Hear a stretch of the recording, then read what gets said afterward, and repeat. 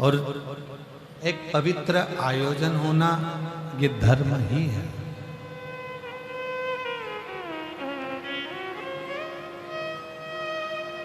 और किसी न किसी रूप में उपकार कर देना ये शिव महापुराण का सबसे बड़ा लक्षण है।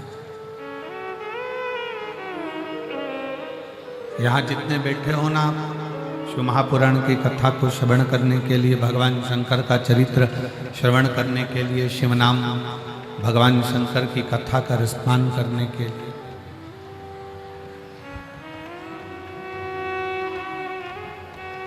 प्रयागराज की भूमि से जब अपने घर को जाओ ना, 7 दिन बाद 16 तारीख को जब आप अपने घर के लिए जाओ, कोई तुमसे पूछे थे कि प्रयागराज की भूमि में गए थे, तुम्हें क्या मिला? प्रयागराज की धरा से, प्रयागराज की भूमि से तुम क्या लेकर आए?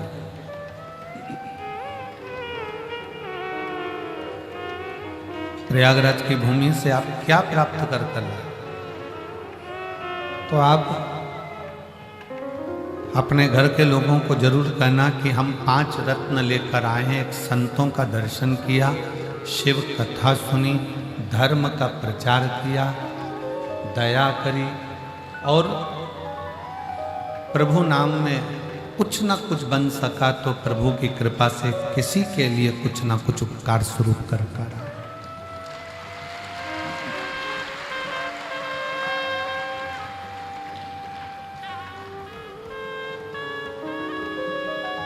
भक्ति का सबसे बड़ा लक्षण क्या है?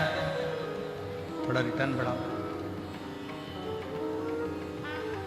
भक्ति का सबसे बड़ा लक्षण क्या है?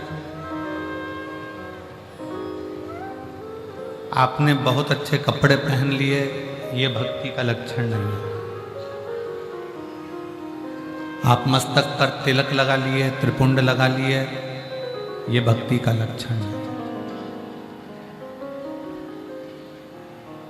भक्ति का सबसे बड़ा लक्षण है अपना हो चाहे पराया हो, किसी के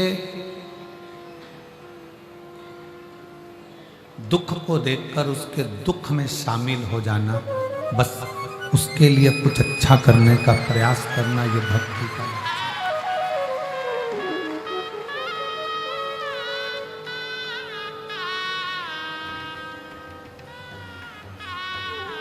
आज बड़ा विचित्र सोच, आज के ज़माने में बड़ी विचित्र गाथा दुनिया की हो गई।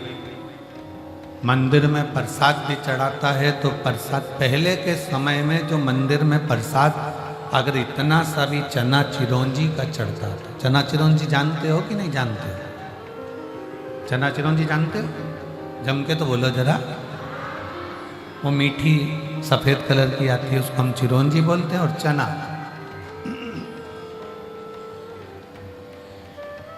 चना और चिरौंजी का जो प्रसाद चढ़ता था, तो पहले के समय में उस प्रसाद को इतना सा भी चढ़ता था तो मंदिर के बाहर लोगों को बांटा जाता था। और मेरा विश्वास करता है कि आप जितने बैठे हो आपने भी बांटा होगा।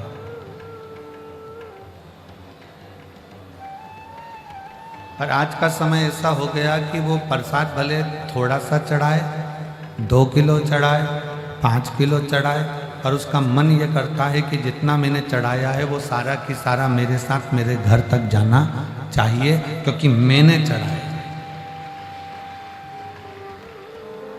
उसको मैंने चढ़ाया। ये चल रहा है डब्बा, उसको मैंने चढ़ाया, कोई दूसरे ने नहीं चढ़ाया।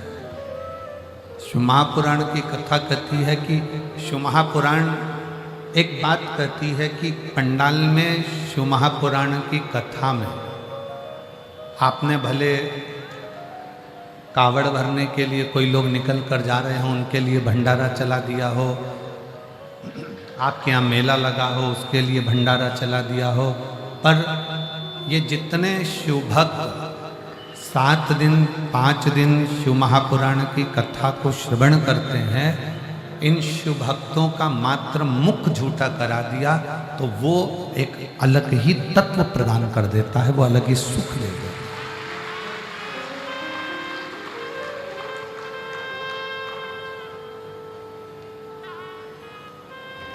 स्वयं खा लेना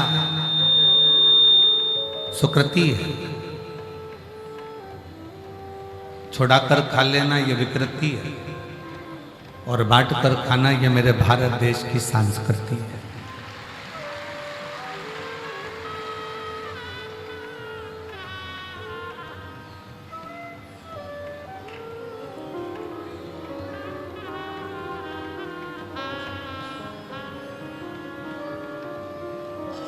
बहुत अंतर आता है। एक पहले हम एक कीर्तन गाया करते थे, बहुत पहले का, आप लोगों के स्मरण में है कि नहीं है वो मालूम नहीं है, परंतु बहुत सुंदर था कीर्तन है।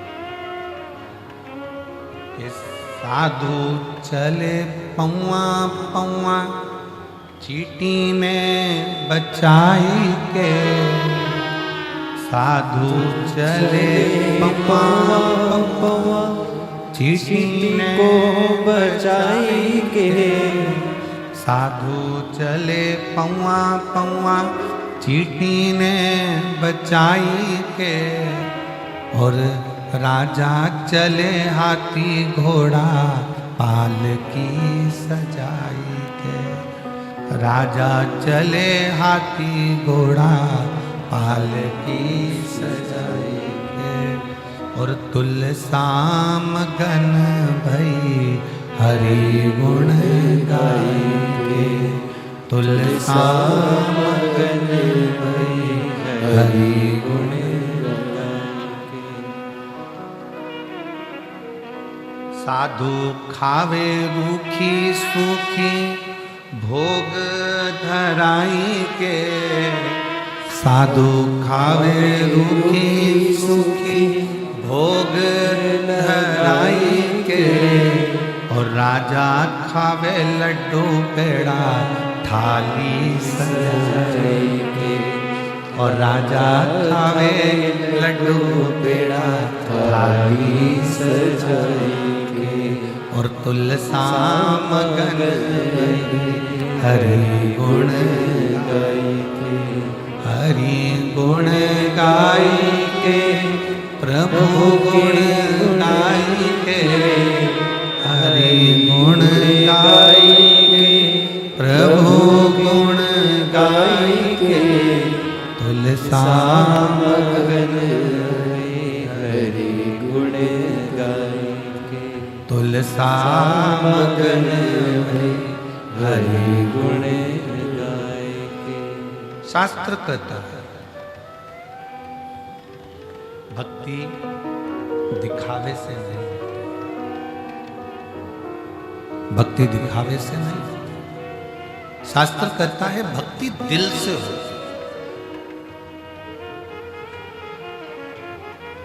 दया दिल से हो। सनातन धर्म के प्रति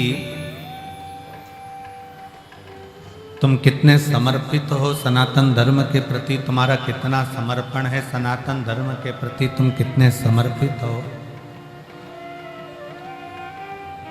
ये बाहर से भले ना दिखे पर दिल से सनातन धर्म के प्रति तुम्हारा समर्पण 24 घंटे होना चाहिए।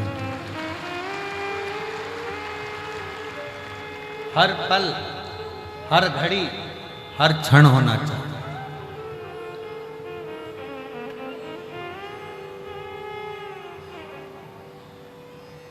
जैसे शिव के जो भक्त होते हैं, शंकर के जो भक्त होते हैं, उन्होंने अपनी सीख बना ली कि हम शंकर की कभी निंदा नहीं सुने और सुनना भी नहीं। शिव निंदा सुनो भी नहीं, ना शिव निंदा करो ना शिव निंदा सुनो। शंकर का जो भक्त होता है, शिव का जो भक्त होता है, शंकर की आराधना करने वाला जो होता है, शिव की आराधना करने वाला जो होता है, वो शंकर की ना निंदा करता है और ना निंदा सुनता है। उसको मालूम है देवऋषि नारद ने शंकर जी की निंदा करी थी तो देवऋषि नारद को बंदर का मुंह लग गया।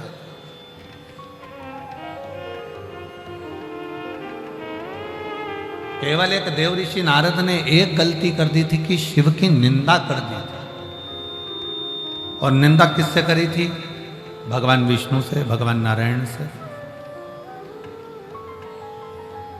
नारद जी ने भगवान शंकर की निंदा करी तो नारद जी को बंदर का मुख लगा, और भगवान विष्णु ने शिव जी की निंदा सुन ली, इसलिए उनको घोड़े का मुंह लगा। घोड़े का मुख लगा ही इसलिए क्योंकि शिव ने की निंदा सुन ली गई। कितने पुण्य भागी हो आप सब। त्रिवेणी के संगम पर बैठकर 144 वर्ष के बाद में जो ये पवित्र महाकुंभ आया है, इस कुंभ के अवसर पर आप यहां बैठकर ना तो शंकर की निंदा कर रहे हो और ना शंकर की निंदा सुन रहे हो। इस कुंभ के मेले में त्रिवेणी के घाट पर संगम में बैठकर संतों के सानिध्य में आप शंकर भगवान का गुणगान सुन रहे हो। आप शिव जी का गुणगान सुन रहे हो, आप शंकर भगवान का गुणगान सुन रहे हो, आप शिव तत्व को अपने भीतर धारण कर रहे हो।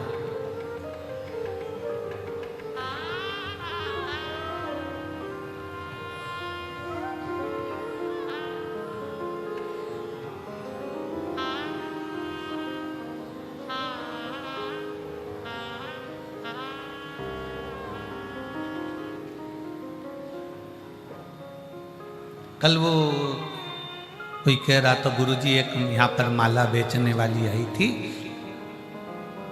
और वो माला बेचने वाली आई थी तो वो माला बेचते बेचते इतनी प्रसिद्ध हो गई कि वो हीरोइन हो गई।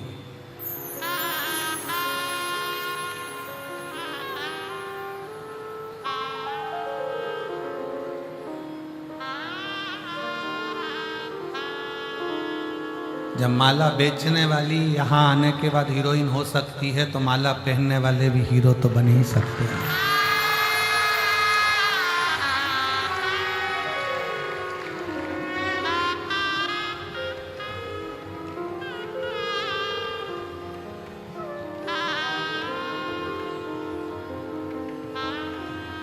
जिसके गले में तुलसी की माला होती है, रुद्राक्ष की माला होती है, वो साधारण नहीं होता।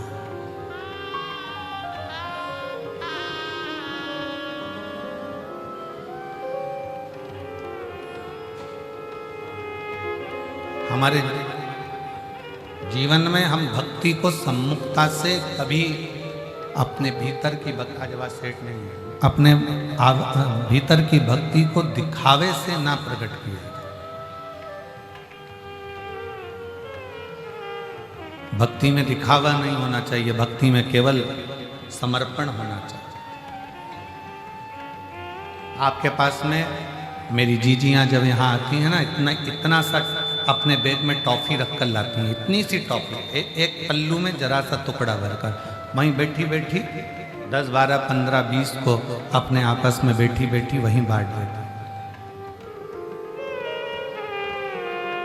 प्रयागराज की मेरी बहनें आती हैं, साथ में अपने डब्बा लेकर आती हैं, डब्बे में थोड़ा सा कुछ भोजन, हलवा, चावल, पोहा बना कर लाती हैं, वो आपस में वहीं बैठकर बांट देते हैं।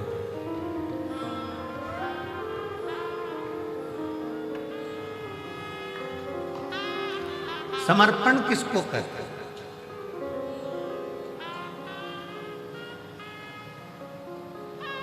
करोड़ों की दौलत दे दी, वो समर्पण नहीं है। जिस दिन आप अपना दिल, जिस दिन आप अपना मन परमात्मा को समर्पित कर दो, जिस दिन आपका अपना दिल भगवान के लिए 24 घंटा समर्पण का भाव रखे, तो समझ लेना कि समर्पण है। और फिर ध्यान देना, भगवान तुम्हारे ना लड्डू के भूखे हैं, भगवान ना तुम्हारे पेड़े के भूखे हैं, भगवान ना तुम्हारे धन के भूखे हैं, और भगवान ना तुम्हारे एक लोटा जल के भूखे हैं। तुम्हारा एक लोटा जल भी भगवान को नहीं चाहिए, क्योंकि उसके सिर पे तो 24 घंटे गंगा चल रही है, डायरेक्ट मोटर लगी हुई है, 24 घंटे।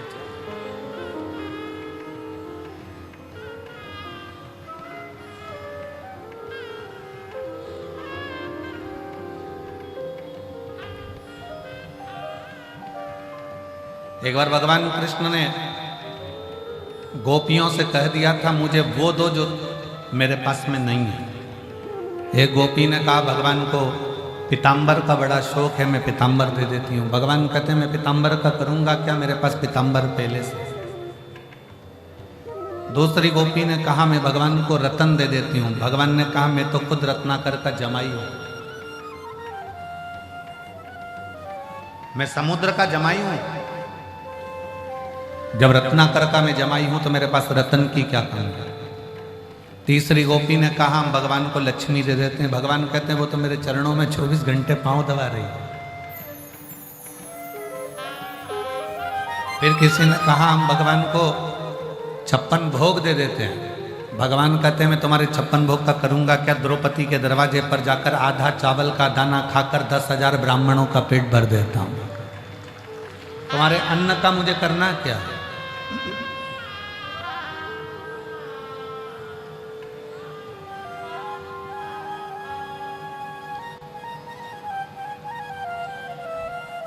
किसी ने कहा हम भगवान को गंगा जल दे देते हैं। भगवान कहते हैं वो तो मेरे मस्तक से 24 घंटे बह रहा है। भगवान कहते हैं मुझे वो दीजिए जो मेरे पास में नहीं है। तुम्हारे पास में लाल कलर की साड़ी नहीं है, किसी ने दे दी, तुम लाल कलर की साड़ी की फाल लगाओगी, पीको लगाओगी और चोली सिलवाओगी और उसके बिल्कुल डिजाइन का एक रुमाल उसी कलर का, लाल कलर की चोली, लाल कलर का पीको, लाल कलर की फाल, सब लाल कलर का उसको तैयार करो। और मान लो किसी ने तुमको लाल कलर की अगर साड़ी दी और तुम्हारे पास में पहले से 4-6 साड़ी है तो कोई तैयार करोगी तुम? अरे जम के तो बोलो नहीं। अच्छी होगी बहू को दे दो और अच्छी होगी बेटी को दे दो। साड़ी थोड़ी सी भी गड़बड़ होगी तो अपने गांव में जब शिव पुराण या भागवत जी होगी तो पोथी पे चढ़ा दो।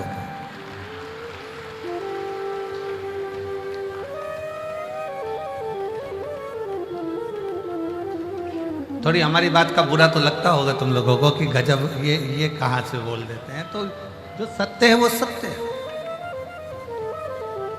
लाल कलर की साड़ी अगर तुम्हारे पास में है तो तुम उसको तैयार नहीं करोगे। पीले कलर की साड़ी अगर तुम्हारे पास में है तो तुम उसको तैयार नहीं करोगे।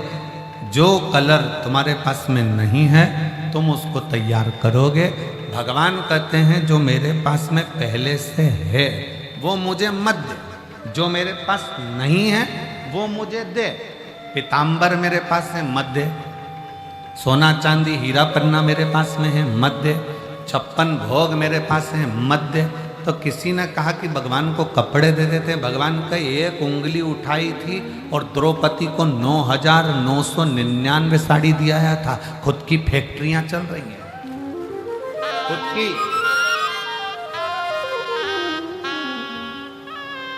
मुझे तो वो दो जो मेरे पास में नहीं है। तब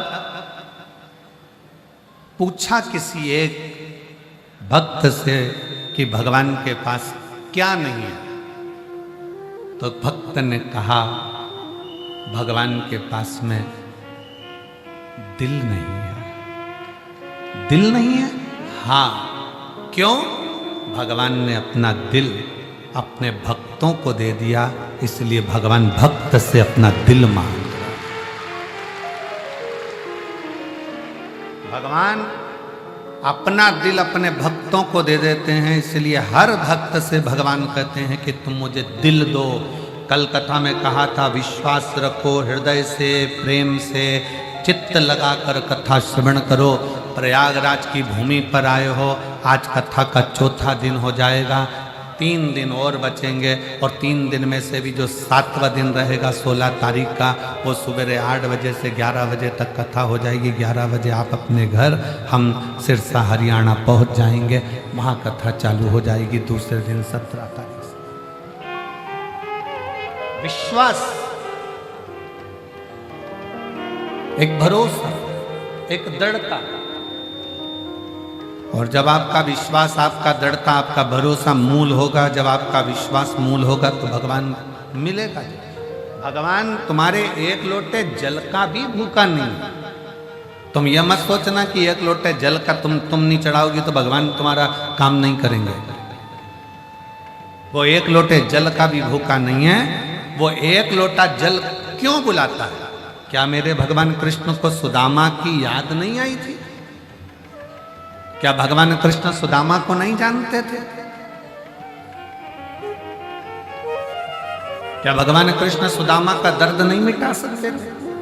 क्या भगवान कृष्ण सुदामा के दुख को समाप्त नहीं कर सकते थे? पर भगवान कृष्ण ने सुदामा का दुख कब मिटाया? जब सुदामा तंदूल लेकर आया। भगवान सुदामा का दर्द मिटा सकते थे, भगवान सुदामा का दुख मिटा सकते थे, पर भगवान ने सुदामा का दर्द और दुख जब मिटाया जब वो तंदूल लेकर आया। इसलिए शिव महापुराण की कथा कहती है, शबरी अम्बा को नवदा भक्ति का ज्ञान तब दिया जब शबरी अम्बा ने एक बेर भगवान राम जी के सम्मुख में रख दिया। ध्यान देना, हमारा शास्त्र कहता है कि भगवान तुम्हारे धन का भूखा नहीं, भगवान तुम्हारी संपदा का भूखा नहीं, भगवान तुम्हारे वैभव का भूखा नहीं। भगवान तो ये चाहता है कि तू अपने घर से जब कुछ लेकर निकलेगा और मेरे दरवाजे तक आएगा तो मैं भी तेरे दरवाजे तक कुछ लेकर निकलूंगा और तेरे दरवाजे तक पहुंचाने का प्रयास। एक लोटा जल सारी समस्या का हल। भगवान तुम्हारे जल का भी भूखा नहीं है, भगवान तुम्हारे वैभव का भी भूखा नहीं, भगवान तुम्हारे धन का भूखा नहीं, भगवान तुम्हारी संपदा का भूखा नहीं, भगवान तुम्हारी दौलत का भूखा नहीं है। भगवान अगर भूखा है तो निर्मल मन सो मोहि पावा और मोहि छल छिद्र कपट न भावा। तुम्हारा दिल कितना क्लीन है, साफ है, तुम्हारा हृदय भगवान के प्रति कितना समर्पित है, तुम्हारा मन भगवान के प्रति कितना समर्पित है, वो बस ये जानना चाहता है।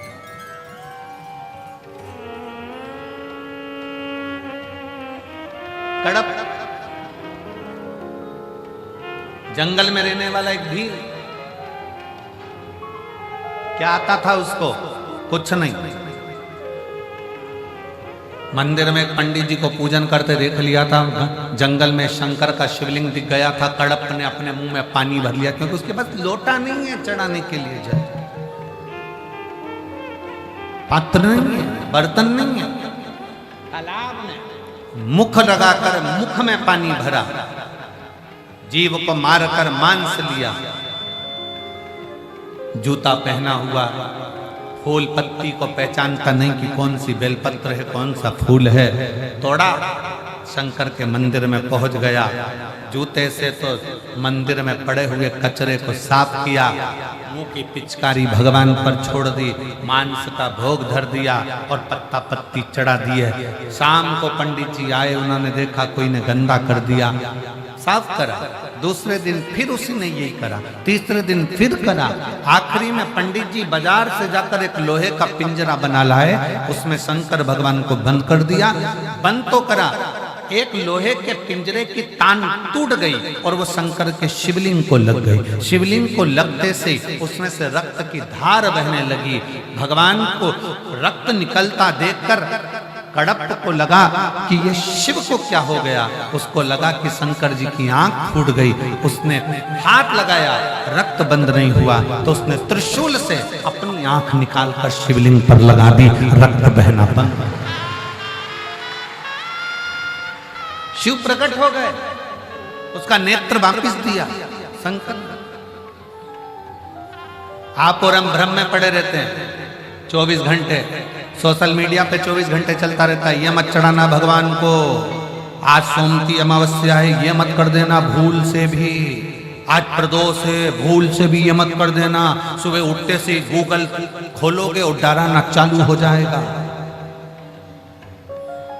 आज शिवरात्रि पर भूल से ये काम मत करना, सोमवार है आज ये मत करना, ये मत करना, वो मत करना। और पूरी सोशल मीडिया पर छाट कर देखिए, प्रदोष के दिन ये मत करना, सोमवार को ये मत करना, भूल से भी ये मत करना। एक भी सोशल मीडिया पे नहीं लिखा कि प्रदोष के दिन भूल से भी झूठ मत बोलना अपनी पत्नी से।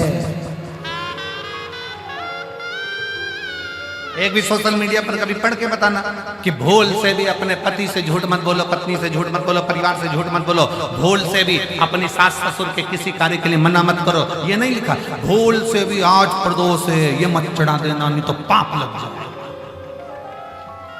और शिव महापुराण की कथा कह रही है तुम कैसे भी जाओ शंकर के पास जाओ तो सही।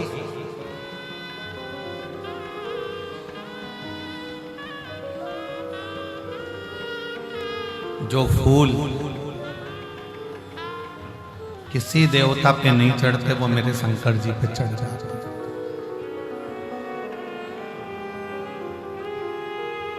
33 कोटि देवताओं में से किसी एक देवता का नाम लिखकर बता दो कि किसी देवता को राख चढ़ती हो, भस्म चढ़ती हो, चिता भस्म चढ़ती हो।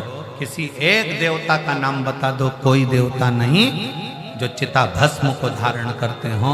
केवल एक शंकर भगवान प्रेरणा देते हैं कि तेरे पास में अगर एक लोटा जल नहीं है, तेरे पास में एक बेलपत्र नहीं है, तेरे पास में एक पुष्प भी नहीं है, तो तेरे घर में कोई भस्म भी पड़ी हो, वो भस्म भी अगर मुझे चढ़ा देगा तो भी मैं प्रसन्न होकर तुझे वर ही दूं।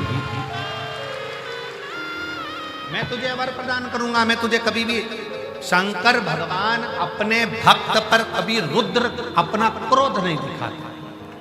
कोई तुमसे कहते भगवान को ये मत चढ़ाना नहीं तो पाप दे जाएंगे, भगवान शंकर को ये मत चढ़ाना, शिव जी को दोपहर में पानी मत चढ़ाना, शंकर भगवान को शाम को मत चढ़ाना, शंकर भगवान को सुबह मत चढ़ाना, तुम ये मत चढ़ाना। शंकर भगवान, शिव महापुराण की कथा कहती है पहले के समय में सारे देवताओं के मंदिर में कपाट होता था, सारे देवताओं के मंदिर में पट होता था, सारे देवताओं के मंदिर में दरवाजा होता था। केवल एक देवाधिदेव महादेव ऐसे हैं जो कैलाश पर रहते हैं, तो ना कैलाश पर दरवाजा है ना शंकर के दरवाजे पर दरवाजा है। वो तो अलमस्त होकर वीराने में बैठता।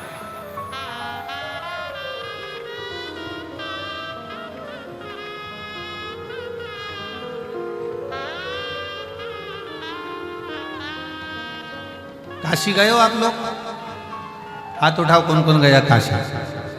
सब गए हो? रखो।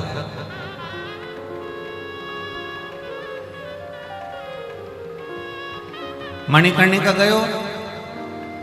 हाथ उठाओ जल्दी जल्दी। गए हो? ठीक है।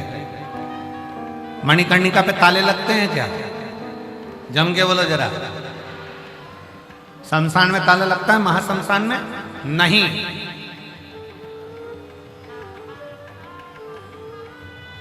दुनिया के सारे शमशानों में भले ताला लग जाए पर मणिकर्णिका पर ताला नहीं लगता। शमशान में ताला नहीं लगता, महाशमशान में ताला नहीं लगता, क्योंकि मेरा विश्वनाथ मां अन्नपूर्णा के साथ में बैठा हुआ ये देखता है कि मेरा अपना भक्त आ रहा है, कोई दुखी है, उसके लिए मुझे दौड़ कर जाना पड़ेगा, इसलिए वहां ताले की जरूरत नहीं पड़ती, दरवाजे की जरूरत नहीं।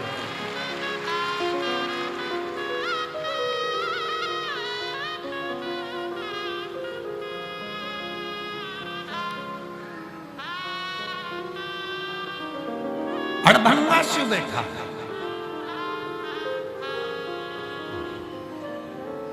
जब बुलाओ तब सम्मुख में रहे, जब बुलाओ वो तुम्हारे सामने है।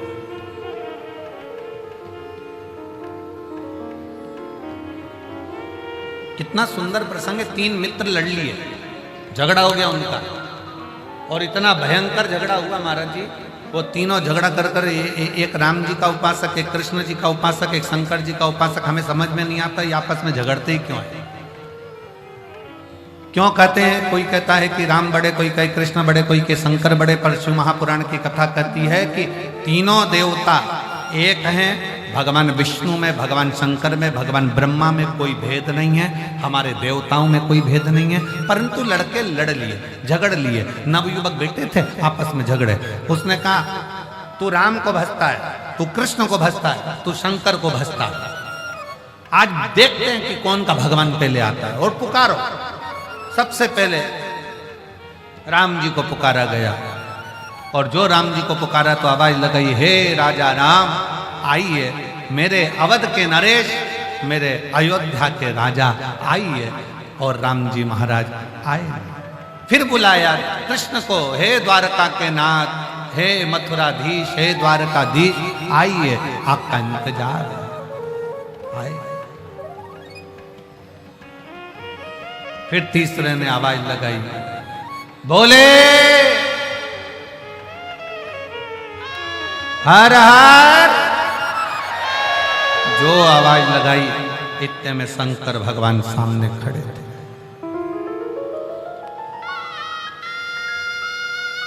शिव जी सामने, दोनों का चेहरा उतर गया। शंकर भगवान ने उन दोनों को पास में बुलाकर कहा, तुम ये मत सोचना कि राम नहीं आया, तुम ये मत सोचना कि कृष्ण नहीं आया, तुम ये मत सोचना कि मैं आया हूं। थोड़ी देर बाद राम जी आए, कृष्ण जी आए, दर्शन किया तो उनके भक्त ने पूछा कि प्रभु राम, आपने आने में देरी क्यों लगा दी? तो राम जी कुछ बोलते उससे पहले मेरे शंकर भगवान कह दिए, तुमने राम को कहा कि अवध के राजा आना, अयोध्या के नरेश आना, तो राजा जब आता है तो अकेला नहीं आता, अपनी पूरी सेना, गार्ड, सब हाथी, घोड़ा, पालकी सबके साथ आता है। तुम बोलते मेरे राम आइए, तो राम तुरंत दौड़कर आ जाते। तुम कहते हो अवध नरेश आइए, तो वो राजा बनकर। तुम कहते हो कृष्ण द्वारका नाथ आइए, तुम कहते हे मेरे कन्वा, हे मेरे गोपाला, हे मेरे कृष्ण आओ, कृष्ण दौड़ कर आते। पर तुम कहे कि द्वारका नाथ आइए, तो द्वारका नाथ तो पालकी लेकर, घोड़े लेकर, हाथी लेकर राजा बनकर आएंगे। और रही हमारी बात, तो राम और कृष्ण ने कहा, शिव तो कंकर शंकर की भूमि पर रहते हैं, इस संसार में रहते हैं, मृत्यु लोक में रहते हैं। जैसे ही उनको पुकारा जाता है, हर हर महादेव कहा जाता है, वैसे ही शंकर सामने आकर प्रकट हो जाते हैं। वो ये नहीं देखते कि तुमने क्या भजा, कैसे भजा, क्या करा, क्या नहीं करा।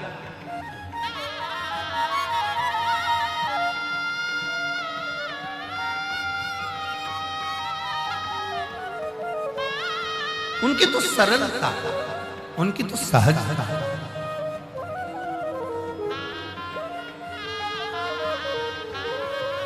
कितना सरल है शिव, जरा विचार करिएगा।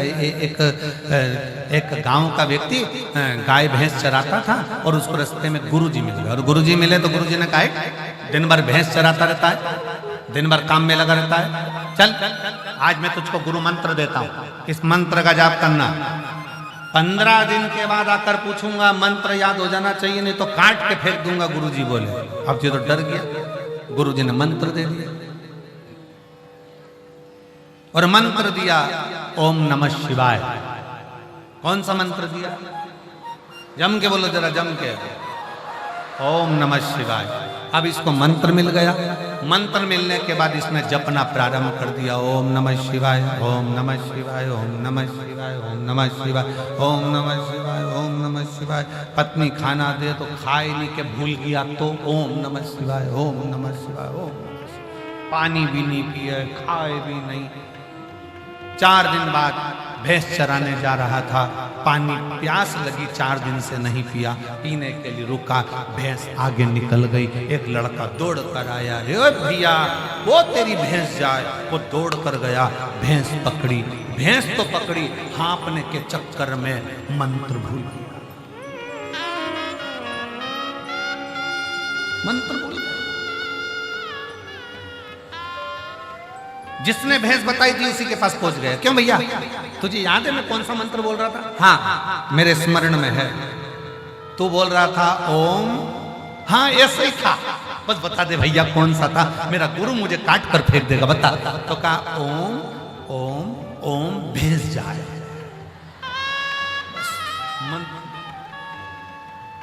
ओम भैंस जाए, ओम भैंस जाए, ओम भैंस जाए। जपता जाए, जपता जाए। एक दिन शंकर भगवान पार्वती जी से बोले, पार्वती तूने मेरे कितने नाम सुने?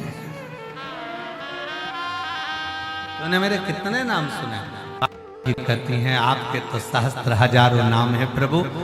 पार्वती जी से शिव जी ने कहा, ये गाय भैंस चराने वाला जा रहा है ना, इससे पूछ ये किसका नाम ले रहा है। पार्वती जी बोली अब भी कुछ क्या थे। पार्वती जी ने एक सुंदर ब्राह्मणी का रूप लिया और उसके सामने जाकर खड़ी हो गई। खड़ी होते से पार्वती जी ने पूछा क्यों रे भैया तू ये किसका नाम ले रहा है।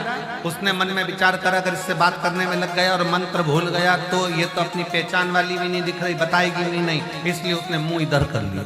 जैसे मुंह इधर करा तो पार्वती जी उधर चली गई। सिर पे पल्लू रखकर पार्वती जी ने पूछा अरे बोल तो सही किसका नाम ले रहा है। उसने कहा तेरे से फालतू बात कौन करे, इधर। अब इधर मुंह करा तो पार्वती जी उधर चली गई। अरे एक बार तो बोल नाम किसका ले रहा है। अब इसको आ गया गुस्सा, जा तेरे खसम का ले रहा है।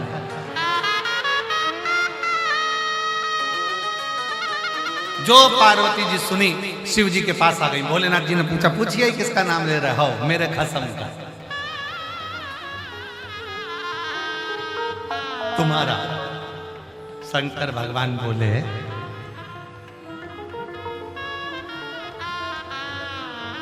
तू कुछ बोली नहीं उसको। पार्वती जी बोली इतना बढ़िया बोल रहा है ना वो, ओम भेज जाए ओम भेज जाए ओम। इतना बढ़िया बोल रहा है ना कि उसको देखने का मन कर रहा है। पर एक बात बताओ प्रभु, तुम्हारा नाम जाप इतने सारे लोग बैठ के ओम नमः शिवाय कर रहे, तुम्हारी दृष्टि उन पे नहीं गई और वो एक अकेला ओम भेज जाए बोला, तुम्हारी दृष्टि चली गई। शंकर भगवान बोले ये आड़े तेड़े नत्थु खेरो पर मेरी दृष्टि जल्दी जाती है, इन पर मेरी दृष्टि जल्दी जाती है। और आप और हम भी उसमें से एक हैं। आपको भी भजन नहीं आता, हमको भी नहीं आता। आपको भी तप साधना नहीं आती, हमको भी नहीं आती। आपको भी प्रभु को रिझाना नहीं आता, हमको भी नहीं आता। आप और हम तो बस भगवान के नाम का उच्चारण करते रहते हैं। श्री शिवाय नमस्तु, श्री शिवाय नमस्तु, श्री शिवाय नमस्तु, श्री शिवाय नमस्तु, श्री शिवाय नमस्तु, श्री शिवाय नमस्तु। आप और हम तो बस भगवान की अलमस्ती में नाम जाप करते हैं और मेरे शंकर इतनी कृपा करते हैं। लोग कहते हैं कि हम इतने समय से जप कर रहे हैं ओम नमः शिवाय ओम नमः शिवाय नमः शिवाय नमः शिवाय महामृत्युंजय मंत्र का जाप कर रहे हैं, ये जाप कर रहे हैं, भगवान हमारा क्यों नहीं सुने, हमारे ऊपर दृष्टि क्यों नहीं दे। तो दुनिया के लोग श्री शिवाय नमस्तुभ्यम, ये विद्येश्वर संहिता का लिखा हुआ ऐसा मंत्र सम्मुख में आ गया कि जैसे ही लोगों ने बोलना चालू करा और शंकर जी का ध्यान चले गया कि इसने कुछ बोला, इसने कुछ बोला और उसका फल एक पत्र है देखिए।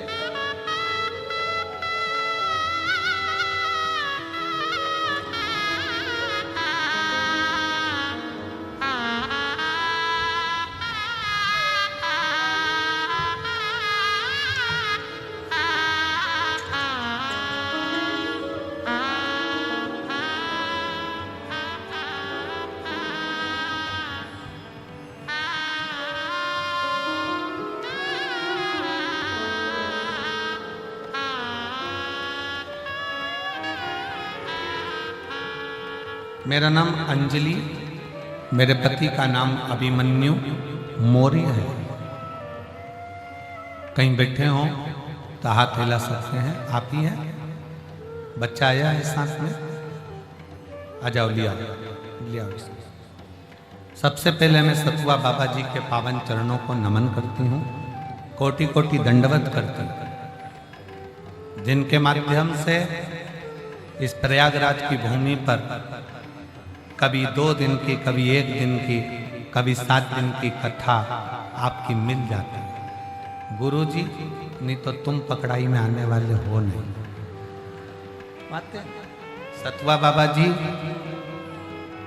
हमें तो लगता है कि कहीं ना कहीं स्वयं विष्णु शंकर जी को पकड़ कर लेकर आते, इसीलिए शायद श्री विष्णु स्वामी संप्रदाय जगत गुरु श्री संतोषाचार्य जी बाबा है। एक बार जोरदार ताली। शिव कृपा करता, शंकर करुणा करता, तो ये मिल जाता है। गुरुजी पहले हम आपको नहीं जानते थे, 1 साल 2 साल 3 4 साल 5 साल 6 साल 7 साल ऐसे निकलते गए, संतान का सुख नहीं। जब औलाद नहीं हुई, लखनऊ दिखाया, प्रयाग दिखाया, सब दूर इलाज करवाया, पर संतान का सुख नहीं।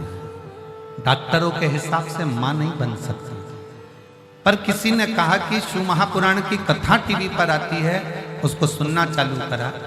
फिर कहा पंडाल में बैठकर अगर कथा सुनी जाए और जो मांगा जाए वो मिलता है। फिर मन में आया कहाँ जाया जाए। बाबा की कृपा से कथा सुनी 1-2 दिन की, और शिव कृपा ऐसी हो गई कि मेरे बाबा ने मेरा गर्भ ठहरा, और बाबा की कृपा से मुझे कई सालों के बाद संतान का सुख प्राप्त हुआ। गुरुदेव, लखनऊ में मेरा मायका है, और मैं केवल इसी कथा के लिए, हम प्रयाग राज के वासी, हम लखनऊ के वासी, हम पूरे कुंभ मेले में इंतजार कर रहे थे बस आपकी कथा का, कि आप आएंगे तब हम नहाएंगे और कथा भी सुनेंगे और फिर अपने घर जाएंगे। तो ये शिव की कृपा से हुआ।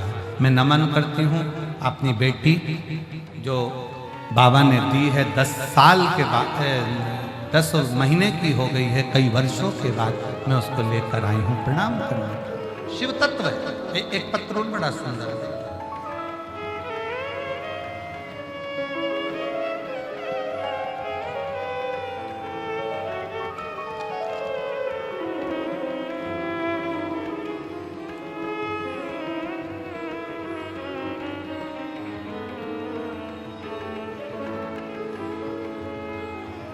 मेरा नाम माधुरी सिंह है। मेरे पति का नाम श्री विकेश कुमार सिंह। मैं पटना अगम कुआं बिहार की रहने वाली है। कहीं बैठी हो तो हाथ हिलाइए, अगर कहीं बैठी हो तो हाथ हिलाइए। मेरा नाम माधुरी सिंह, मेरे पति का नाम श्री विकेश कुमार सिंह। मैं पटना अगम कुआं बिहार की रहने वाली हूँ। कहीं बैठी हो तो हाथ हिला सकते, और अगर बैठी हो तो एक बेलपत्र लेने के लिए आ सकते। मेरा मोबाइल नंबर ये है। आपकी कथा 2022 से सुन रही हूँ। मेरे बड़े बेटे का नाम करण कुमार है। उसको 2024 अगस्त के महीने में अचानक से कान में दर्द हुआ। दिल्ली के हॉस्पिटल में दिखाने पर डॉक्टरों ने दवा दी, पर ठीक नहीं हुई। फिर वापिस वही दिल्ली के डॉक्टरों को दिखाया गया, तो डॉक्टर ने जांच कर निकाला कि इसमें कोई गांठ हो गई, कान के अंदर गठान हो गई है। हम लोग सब घबरा गए। उस कान में गांठ होने के कारण बस हम सब घबरा गए, लेकिन फिर भी हम लोग हिम्मत नहीं हारे। डॉक्टरों ने कहा कि यह गांठ साधारण नहीं है, शायद ये गठान कोई दूसरी मानी गई। सारा घर उदास हो गया। करें? डॉक्टर साहब से कहा आप दवाई दे दो, हम कुछ दिन के बाद में फिर वापिस जांच कराएंगे। और भोलेनाथ पर भरोसा कर हम दवाई लेकर घर आ गए। दवाइयाँ देते रहे, शंकर के मंदिर में बेटे को भेजते रहे कि शिव मंदिर जाओ, झाड़ू लगाओ, पोछा लगाओ, शंकर के मंदिर में 1 लोटा जल चढ़ाओ, चढ़ा हुआ जल पियो और एक बेलपत्र खाओ। मेरे बेटे ने 7 दिन लगातार मंदिर जाना प्रारंभ करा। बेटे का विश्वास नहीं था, क्या शंकर जी का पिया हुआ जल गठान को गला सकता है? बेलपत्री क्या गांठ गला सकती है? मेरे बेटे ने 7 दिन मंदिर जाना प्रारंभ करा। हम भी उसको मंदिर के लिए प्रार्थना करते, हम भी जाते, और बाबा की ऐसी कृपा हुई।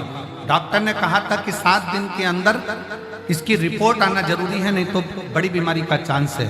और बाद में 7 दिन के बाद डॉक्टर को वापस दिखाने के लिए गए, तो मेरे डॉक्टर भी दिल्ली के आश्चर्य कर रहे थे। जो गठान कान में थी वो पूरी की पूरी गल चुकी थी, और बाबा की कृपा से वो ठीक हो गई। मैं शिव को प्रणाम करता हूं। शंकर की उदारता किसको कहते हैं? शिव तत्व किसको कहते हैं?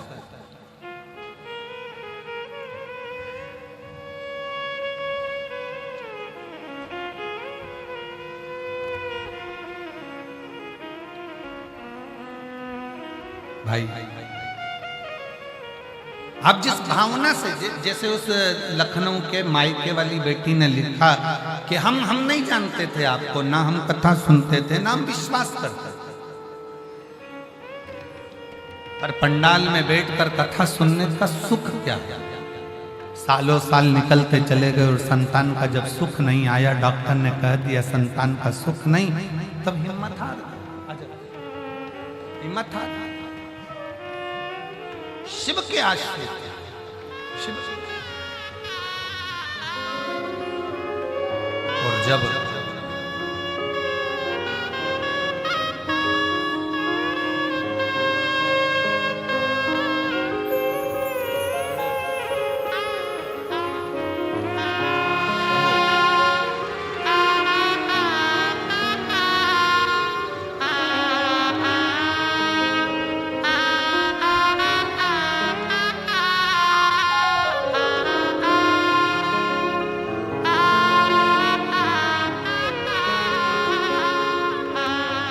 खुश हो, रोते नहीं, अब तो बाबा ने दे दिया ना, अब रोना नहीं चाहिए, आंसू पोंछ के जाओ, आंसू पोंछ।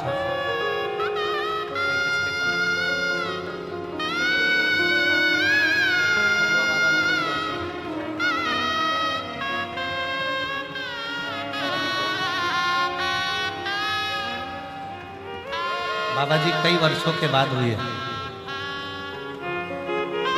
एक बार जोरदार ताली बजाकर साथ में शिव।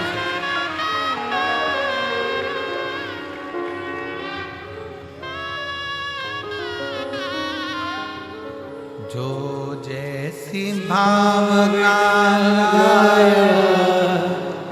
वो वैसा ही फल पाया, जो नहीं खाली उसे लौटाया, वो मन ही मन हर्षाया, और कर दिया माना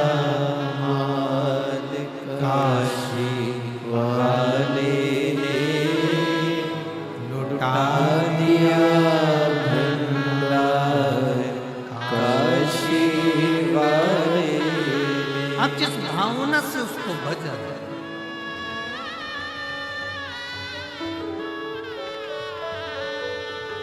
आप जिस हृदय से उसको पुकार रहे, भगवान ये नहीं देखता कि तुम्हारे पास में वैभव क्या है, धन क्या है, दौलत क्या है, तुम क्या कर रहे हो, तुम्हारे पास में संपदा कितनी है, या भगवान ये नहीं देखेगा कि तुम्हें पूजन करना आता है कि नहीं आता, तुम्हें पाठ करना आता है कि नहीं आता, तुम्हें स्तुति करना आता है कि नहीं आता। आप तो बिल्कुल शिव जैसे अड़भंगे बनो। सुबह उठो, स्नान करा, एक लोटा जल भरा, अपने नजदीक के अपने घर के पास जो शंकर का मंदिर हो वहां एक लोटा जल चढ़ाने की आदत डाल लो।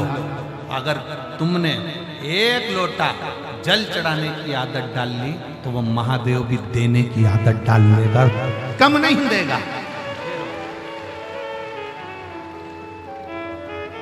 आप एक लोटा जल शंकर के मंदिर जाना चालू तो करो, आप शिव को एक लोटा जल चढ़ाना प्रारंभ तो करो।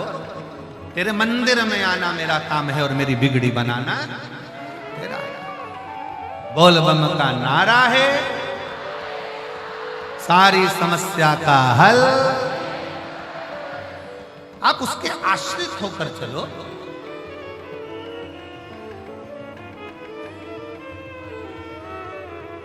क्या चाहिए शिव जी को? कड़प ने क्या दिया था?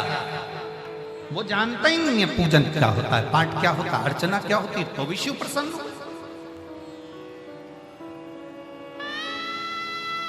और कई लोग दिन भर बैठ के डराते रहते हैं, ये मत चढ़ाना, ऐसा मत करना, श्री शिवाय नमस्तुभ्यम क्यों बोलते हो, दोपहर के समय शंकर को जल मत चढ़ाना, तो शाम को शंकर को जल मत चढ़ाना, तो सुबह शंकर को जल मत चढ़ाना, तो ऐसे टाइम पे शंकर को जल मत चढ़ाना। मरने का कोई समय है क्या? जम के बोलो जरा, मरने का समय है? नहीं। तो प्रभु से मिलने का कोई समय है कि रात को 12 बजे भगवान मिलेंगे? सवेरे 8 बजे ही भगवान मिलेंगे, 4 बजे भगवान मिलेंगे, 6 बजे भगवान मिलेंगे, नहीं। जैसे मौत का समय नहीं होता तो मेरे शंकर से मिलने का, भजन का भी कोई समय नहीं होता। जब मर्जी पड़े तब, जब तुम्हारा दिल कर जाए तब उसके दरवाजे पहुंच जाओ। बेटे का कमरा, बेटे के कमरे का दरवाजा बंद होता है, बेटी के कमरे का दरवाजा बंद होता है, देवर के कमरे का दरवाजा बंद होता है, जेठ के कमरे का दरवाजा बंद होता है, मेहमान के कमरे का दरवाजा, अतिथि रूम, गेस्ट रूम का दरवाजा बंद होता है। पर जो घर में बुजुर्ग बूढ़े माँ बाप होते हैं ना, उनका दरवाजा कभी बंद नहीं होता, वो खुला की खुला रहता है, खुला की खुला रहता है। क्यों? क्योंकि बूढ़े माँ बाप को जब बुलाया जाए, जब बड़ी बहू, छोटी बहू, बेटी, बेटा कोई भी दौड़ कर आवाज लगा दे, मम्मी मम्मी, और मम्मी का दरवाजा खुला है, तुरंत जाना पड़ेगा। पापा का दरवाजा खुला है, तुरंत जाना पड़ेगा। जैसे घर के बुजुर्ग का दरवाजा हमेशा खुला रहता है, उसी तरह 33 कोटि देवताओं में वो देव है 33 कोटि, उसमें एक देव अधिदेव महादेव है, शंकर का दरवाजा, वो बुजुर्ग का दरवाजा खुला रहता है।